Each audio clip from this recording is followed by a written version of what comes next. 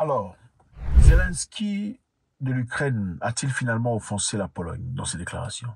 Il a fait une déclaration à l'ONU pendant son discours.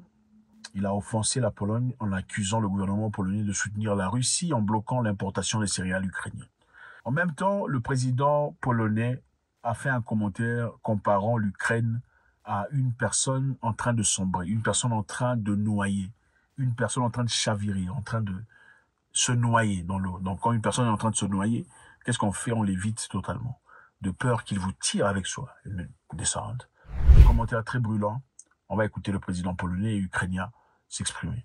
La réalité ici, si on se pose la question, y a-t-il le trouble finalement dans le paradis? Où initialement nous savions tous que la Pologne était supporter principal, en tout cas parmi les principaux supporters de l'Ukraine. Suivant. Mamy trochę do czynienia tak z tonącym. My jesteśmy tym, który ratuje.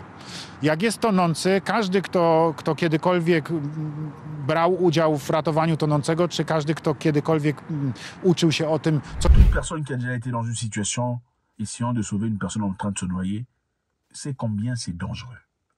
Puisque cette personne pourrait te tirer avec soi et noyer avec. Uczył się o tym, co dzieje się w tej sytuacji, wie o tym, że człowiek tonący jest niesłychanie niebezpieczny, ponieważ może pociągnąć w głębiny. Ma siłę niewyobrażalną na skutek obawy osobistej, pływu adrenaliny. Là, en parlant de l'Ukraine, en tout cas, il met pas ses gants. La force de cette personne est inimaginable. La capacité de pouvoir se démerder, le niveau d'adrénaline, de pouvoir tirer une personne qui essaie justement de le sauver est incroyable. Il faut s'en méfier. I może po prostu utopić ratującego. Chwyta się wszystkiego, mówi się przecież w przysłowiu, tonący brzytwy się chwyta. Rzeczywiście tonący chwyta się wszystkiego, czego się da. Trochę to jest taka sytuacja jak dzisiaj między Polską a Ukrainą. C'est un peu comme la situation entre la Pologne et l'Ukraine. Czy trzeba działać tak, żeby się obronić przed uczynieniem nam szkody przez tonącego? Oczywiście, że musimy tak działać, żeby się obronić przed uczynieniem nam szkody przez tonącego, bo jak tonący doprowadzi do szkody i nas utopi, to nie dostanie pomocy. W związku z powyższym to my musimy pilnować tutaj swoich interesów. To jest przede wszystkim nasz obowiązek i będziemy to robili skutecznie i zdecydowanie. Donc il faut faire très attention. C'est une personne en train de noyer. On ne peut pas perdre son temps, son énergie à essayer... qu'est-ce qui se passe ici? Ok. À essayer de sauver une personne en train de noyer, c'est très dangereux.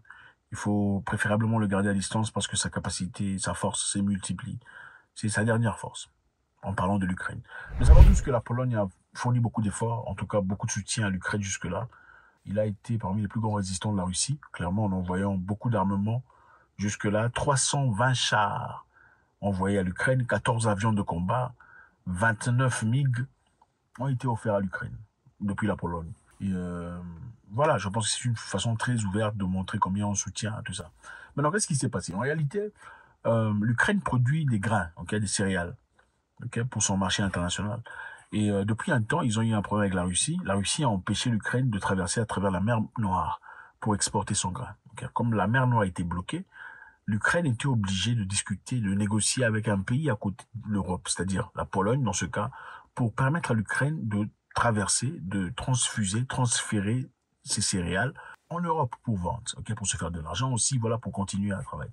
Initialement, ils avaient dit on voulait aider des pays africains, c'est ce qu'ils ont dit. Ils ont dit ouvrez-nous la porte, on veut aussi permettre aux pays africains qui ne reçoivent pas des céréales de recevoir ces céréales. C'est ce que l'Ukraine a dit. La Pologne a accepté, a ouvert sa porte, ainsi que certains d'autres pays, la Hongrie et d'autres pays. Ils ont accepté de le faire. Malheureusement, qu'est-ce qui s'est passé ensuite? Malgré l'interdiction de l'Union européenne, l'Ukraine a commencé à vendre ses céréales, même en Pologne.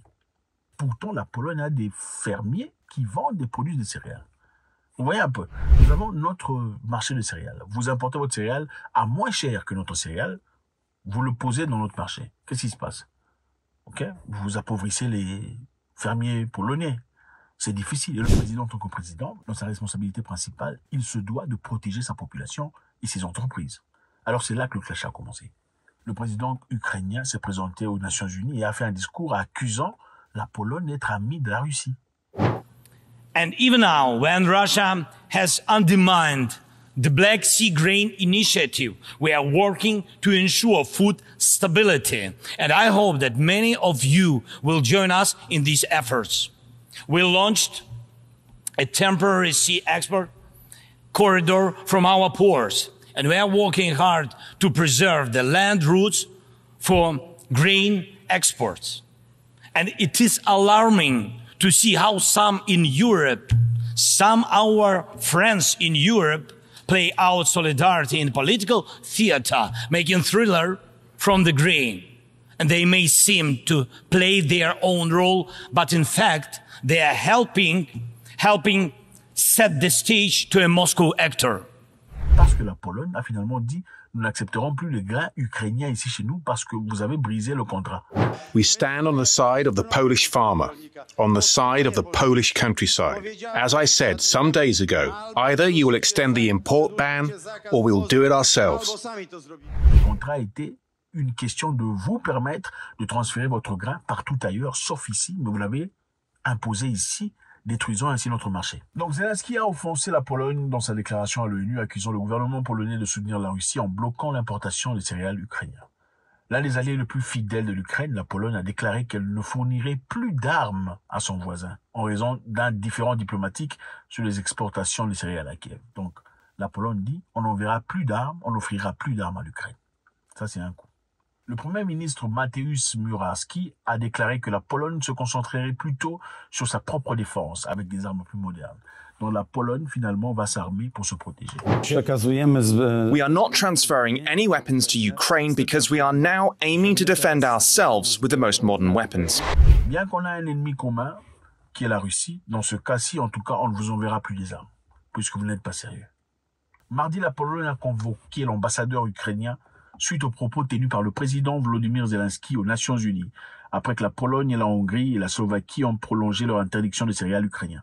Au fait, la Pologne, la Hongrie et la Slovaquie ont émis une interdiction des céréales ukrainiennes, parce que apparemment, normalement, c'était pour aider les Ukrainiens de pouvoir exporter. Mais ils ont commencé à vendre en Pologne, vendre en Hongrie et vendre en Slovaquie. Alors ils ont dit finalement, on va arrêter parce que nous avons aussi des fermiers qui produisent ici chez nous. Ne soyez pas égoïstes. Zelensky a déclaré qu'il était alarmant de voir certains amis de l'Ukraine en Europe jouer leur jeu de solidarité sur un théâtre politique. Vous voyez un peu, donc quelqu'un t'aide pendant que tu es en difficulté. Toi, tu te permets de dire, vous êtes hypocrite, vous m'aidez, mais vous ne... Je sais pas, des fois quand on est en difficulté, on se tait, n'est-ce pas? Quand on n'a rien, on accepte même de l'eau ou de l'eau sucrée, n'est-ce pas? On ne dit pas, ah, pourquoi vous mangez du pain? Moi, vous me donnez de l'eau sucrée. Ce n'est pas ton nom. La Pologne, ce n'est pas l'Ukraine.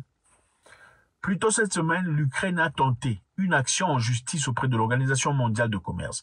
L'Ukraine a même accusé ces pays qui l'ont soutenu à l'Organisation mondiale de commerce. Évidemment, c'est une organisation fantoche qu'on a créée dans le but de juger les gens sur le plan économique. Okay? Maintenant, l'Ukraine est partie accuser là-bas, disant que la Pologne a refusé notre céréale. Bien que la Pologne elle-même produit ses céréales. Donc, en laissant les céréales ukrainiennes à un prix réduit, c'est en train de détruire l'économie de la Pologne. L'invasion à grande échelle de la Russie a contraint l'Ukraine à trouver une route terrestre alternative, alors que les principales voies de navigation de la mer Noire étaient pratiquement fermées. Cela a conduit à ce que ces grandes quantités de céréales se retrouvent en Europe centrale. En conséquence, l'Union européenne a temporairement interdit l'importation de céréales dans 5 pays, la Bulgarie, la Hongrie, la Pologne et la Roumanie. Donc les amis, c'est un peu ça. Donc il y a combat au paradis, trouble au paradis. La Pologne, qui s'est clairement opposée à la Russie pour soutenir l'Ukraine, maintenant dit n'enverra plus les armes à l'Ukraine. Nous vous rappelons ici qu'il y a un moment donné, pendant que les présidents africains partaient en Russie à travers l'Ukraine, via la Pologne, évidemment, pour aller essayer de négocier, trouver un moyen de négociation entre l'Ukraine et la Russie. Vous vous souvenez, n'est-ce pas? On en a parlé.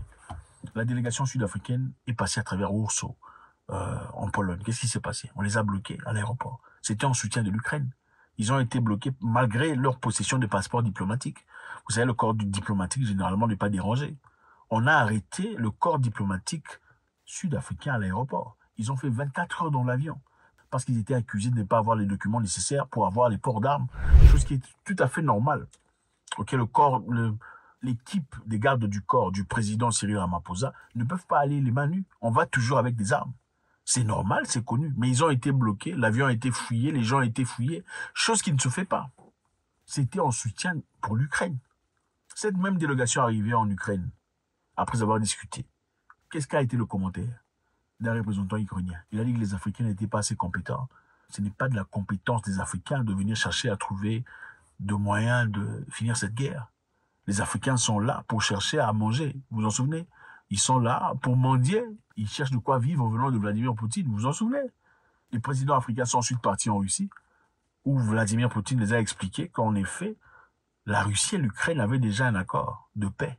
Ce n'est pas nouveau, ça. L'accord de paix était déjà signé à travers la Turquie. Mais quand les États-Unis ont vu qu'on a signé l'accord de paix, ils ont envoyé des gens en Ukraine pour discuter avec les Ukrainiens. Après avoir signé cet accord de paix, directement les Ukrainiens ont continué la guerre. Parce qu'évidemment, ils avaient désormais le soutien des États-Unis. Mais on avait déjà signé un accord. Vladimir Poutine montrait au président africain. Vous vous en souvenez? Pendant qu'ils étaient tous étonnés d'écouter cette version de l'histoire qui n'était pas exposée. Évidemment, c'était après que ce représentant ukrainien a dit que les Africains sont venus pour chercher à manger. Ils sont en train d'essayer de faire un travail qui est au-delà de leurs compétences. Donc les amis, il est clair, nous savons, nous ne sommes pas aimés, nous ne sommes pas choisis nulle part. Et je pense qu'il est essentiel de choisir là où on vous choisit. Aimez celui qui vous aime. Vous placez là où vous êtes accepté. Il ne faut pas aller se forcer. Il ne faut pas essayer de convaincre quelqu'un à vous accepter ou vous aimer, ou vous tolérer par la même occasion. Donc voilà. La Pologne en soutien à l'Ukraine. Il y a beaucoup de personnes qui disent que la Pologne est un pays raciste. Vrai ou faux, on ne sait pas. En tout cas, on a vu ce qui s'est passé avec les Sud-Africains. On comprend un peu, on n'est pas dupe, on sait voir. Et les gens sont étonnés de voir quand on demande de voter contre la Russie, personne ne vote. En tout cas, pas les Africains. Merci infiniment les amis. C'est toujours avec beaucoup de plaisir. L'Ukraine, finalement, ne recevra plus les armes venant de la Pologne. La Pologne a envoyé beaucoup d'armes là-bas. Est-ce la guerre qui commence au paradis? Les États-Unis se retirent petit à petit. Maintenant, la Pologne. L'Ukraine est partie aux Nations Unies dans l'objectif de gagner plus de soutien. Mais il a quitté les Nations Unies avec un supporter de moins, la Pologne. Votre contribution est très nécessaire. Nous voulons. God bless.